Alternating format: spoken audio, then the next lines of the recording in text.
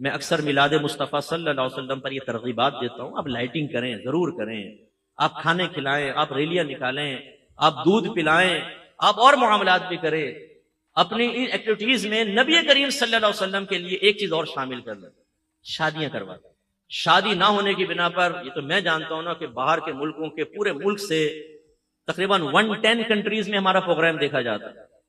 لوگ ہمیں نوجوان جو اپنی پرابلمز شیئر کرتے ہیں، جو انہوں نے کام کر چکے ہیں، کوئی زنا میں مبتلا ہو گیا، لڑکیاں ایسی ایسی کہ وہ کہتے ہیں مفتی صاحب ہم نے کالج لائف کے اندر یہ کر لیا، وہ کر لیا اور یہ کر لیا، کیونکہ گھر والے شادی نہیں کر رہے تھے۔ شادی کیوں نہیں کر رہے؟ تندرستی۔ تو ایسے ایسے پھر گناہ کے اندر نوجوان مبتلا ہو جاتے ہیں۔ تو ہم یہ گزارش کرتے ہیں کہ آپ کوشش کریں کچھ بچیوں کی شادی کر دیں، کچھ لڑکوں کی شادی کر دیں۔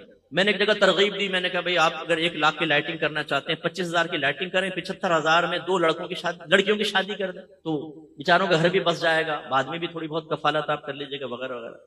جب وہ بیان ختم ہوا تو ایک نوجوان مجھے ملا، کہنے لگا مفتی صاحب آپ کو لڑکیاں ہی نظر آتی ہیں؟ میں نے کہا کیا ہوا بھائی؟ کہنے لگا آپ نے یہ کیوں نہیں کہا کہ لڑکوں کی بھی شادی کروا دیں؟ میں دیکھیں جوان ہوں، اتنے عرصے سے بیٹھا ہوں، امی جان نے کہا ہوا ہے 5 لاکھ کما کر دے گا تو شادی ہوگی، نہ 5 لاکھ ہے نہ شادی ہو رہی ہے، تو ذرا ترغیب میں لڑکے بھی شامل کر لیا کریں۔ ایسے نوجوان، تو اس لیے شادی انتہائی ضروری چیز ہے۔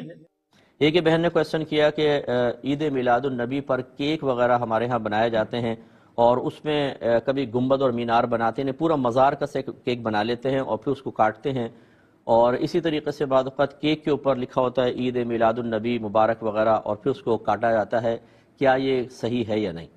دیکھیں اس میں 2 چیزیں ہیں، ایک ہے کیک کا کاٹنا، اور ایک ہے کہ اس طرح کی شبی بنا کر کاٹنا یا کیک پر لکھ کر پھر اس لکھے ہوئے کو کاٹنا، یہ 2 الگ چیزیں ہیں۔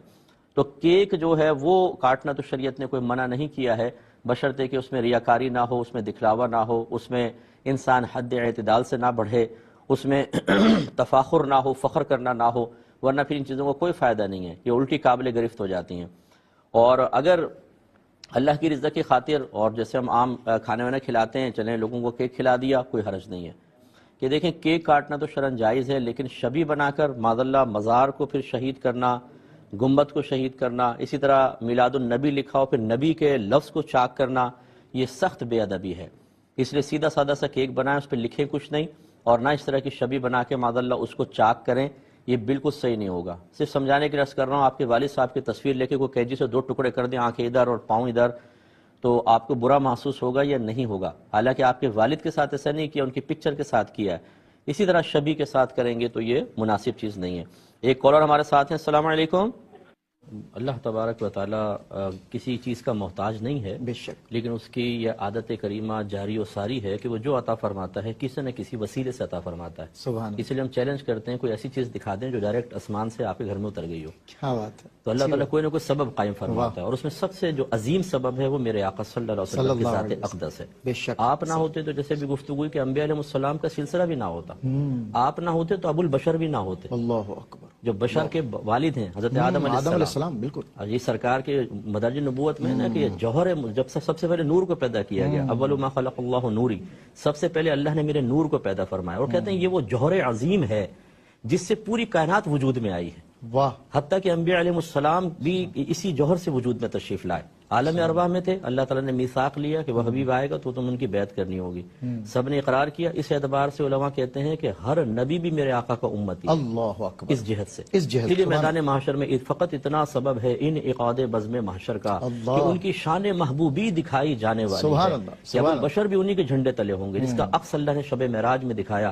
مسجد اقصی میں سرکار نے امامت فرمائی، تمام انبیاء علیہ السلام جو پہلے آئے ہوئے ہیں، کوئی حسن و جمال کا پیکر ہے، کسی کی ریاضتیں 900 سال تک تبلیغ کی عمر ہے اور پھر ریاضتیں علیحدہ ہیں، کوئی ابو البشر ہیں، سب ہاتھ باندھ کے نبی کریم کے پیچھے اقتدا کر رہے ہیں اور ثابت کر رہے ہیں کہ گویا کہ میں یہ کہتا ہوں اس امت والوں کو میں گزارش کرتا ہوں کہ آپ دیکھیے اللہ نے کتنی بڑی ہمیں خوش قسمتی عطا فرمائی کہ فقط اپنے فضل سے ہمیں اپنے حبیب کی امت میں ایک مسلمان گھرانے میں اور اہل محبت میں پیدا فرمایا۔ اللہ اکبر، تو یہ برکات ہیں۔ آج بھی اگر اس نبی کے وسیلے سے مانگا جائے جس کے وسیلے سے پہلے ہی بہت کچھ بلا مانگے مل چکا ہے، اللہ اکبر، تو کیوں نہیں عطا فرمائے گا اللہ تعالیٰ؟ لیکن جیسا حسن زن اور جیسا اخلاص، جیسی عقیدت میں گہرائی اور جیسی نیت اللہ کی عادت کریمہ ہے ویسی عطا فرماتا ہے۔ نبی کریم نے ارشاد فرمایا تم اللہ سے جیسا گمان رکھو گے ویسا ملے گا، اللہ تعالیٰ تمہیں ویسے ہی پیش آئے گا۔ ہم میں ہے شک و شبہ، یقین ہے ابھی کاملیت کی حد تک نہیں پہنچا، تو ہم مانگتے بھی ہیں تو تھوڑا سا یہ سوچ کے کہ ایک اور راستہ بنا کے رکھو گے، وہاں سے مل گیا ٹھیک ہے، نہیں تو وہ تو ہے، وہ تو ہے ہی ہے۔ جب اخلاص سے انسان متوجہ ہو کر پھر اپنے حبیب کے فضائل سنے، مناقب سنے، سرکار کی طاقتوں کو دیکھے، آپ نے اشارہ فرمایا، شعر پڑھا تھا، سرکار نے اشارہ فرمایا چاند کے 2 ٹکڑے کر دیے، سورج کو واپس پلٹ لیا، مشیت الہی کے تابع تھے میرے آقا صلی اللہ علیہ وسلم۔ اور ابھی بھی اگر کوئی طلب کرتا ہے، اگر کسی انعام کو اپنی طلب کے موافق ملتا نہ پائے تو سمجھ لیں کہ مشیت الہی آڑے ہے، ورنہ نہ وہاں بخل ہے نہ خزانوں کی کمی ہے۔ میرے آقا فرماتے ہیں اللہ تعالیٰ نے زمین و آسمان کے تمام خزانوں کی کنجیاں میرے ہاتھ پر رکھ دی، کیا بات ہے۔ اس لیے میرے آقا کا جب مشیت الہی نے اجازت دے دی تو جس کو جو چاہا عطا فرمایا، کسی کو جنت دی، کسی ستون کو کہا کہ اگر تو چاہے تجھے دنیا میں لگاؤں، تیرے جڑیں نکلیں، پتے نکلیں، لوگ پھل کھائیں، اور چاہوں تو اگر تو چاہے تجھے جنت میں لگاؤں، وہاں محبوبان خدا تیرے پھل کھائیں۔ وہ بڑا دانش مند تھا ستون۔ آج کا کوئی مولوی ہوتا ہے شاید 1500 دیجیے گا، بولتا اللہ سے مانگو، آپ کیا دے سکتے ہیں، محمد جس کا نام محمد وہ کیا دے گا؟ میرے آقا نے فرمایا، ستون نے فوراً کہا رسول اللہ میں جنت میں لگوں گا۔ اللہ اکبر، اللہ، وہ جانتا تھا کہ مجھے لگائیں گے، کتنا خوش عقیدہ تھا، حالانکہ عقیدے کا مکلف نہیں بنایا گیا تھا، وہ مکلف ہم بنائے گئے، اس کے باوجود اتنا خوش عقیدہ، اور خوش عقیدہ تھا تو انعام بھی پایا۔ واہ۔ کسی کا اعتراض انہوں نے ذکر کیا ہے کہ بعض حضرات کہتے ہیں کہ اللہ تبارک و تعالیٰ کے پیارے نبی صلی اللہ علیہ وسلم نے فقط 2 عیدوں کا تصور دیا ہے، یہ تیسری عید آپ کہاں سے لے آئے، عید میلاد النبی؟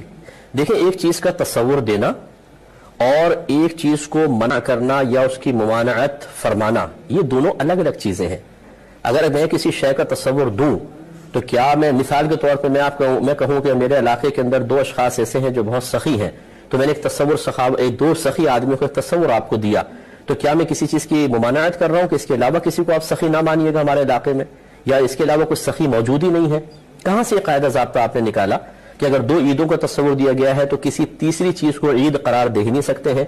حالانکہ خود ہمارے نبی کریم صلی اللہ علیہ وسلم نے ارشاد فرمایا کہ اللہ تبارک و تعالیٰ نے جمعے کے دن کو مومنین کے لیے عید کا دن قرار دیا ہے۔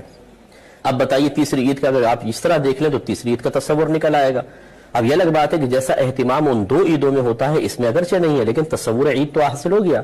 لیکن ضابطہ قاعدہ بس آپ یہ یاد رکھیں کہ تصور کسی شے کا دینا اس کے علاوہ کی نفی نہیں ہوتی ہے، یہ ہمیشہ یاد رکھیں۔ اگر ہے تو پھر اس کا قاعدہ ضابطہ قرآن حدیث سے ثابت کر کے بتائیں، اور جو چیز قرآن و حدیث سے ثابت نہ ہو، قرآن و حدیث وہ ضابطہ نہ دے رہے ہوں، تو اپنے پاس سے ایک ضابطہ بنا کر اور مسلمانوں پر تانہ زنی کرنا، اس کی بھی شرعی حیثیت کسی سے معلوم کر لیجئے گا کہ اس کے بارے میں اللہ تبارک و تعالیٰ اس کے رسول کریم صلی اللہ علیہ وسلم نے کیا بیان فرمایا ہے۔ ابھی مجھے کسی نے کلپ، وائس کلپ تھا، ایک وائس ریکارڈنگ تھی کہ ایک صاحب بیان کرتے ہوئے یہی کہہ رہے تھے کہ یہ میلاد النبی کا کیا نبی کریم صلی اللہ علیہ وسلم نے حکم دیا ہے؟ اگر دیا ہے تو بتائیے۔ اب وہ مطالبہ کر رہے ہیں کہ حکم سرکار نے دیا ہے تو بتائیے۔ اگر ان سے جواب میں کہے کہ کیا سرکار نے اس کو منع کیا ہے تو وہ دکھائیے، کیونکہ قرآن میں موجود ہے وما آتاکم الرسول فخذوہ وما نہاکم عنہ فانتہوا، یہ رسول جس کام کا تمہیں حکم دے اس کو کرو، اور جن چیزوں سے تمہیں روکے ان سے رک جاؤ۔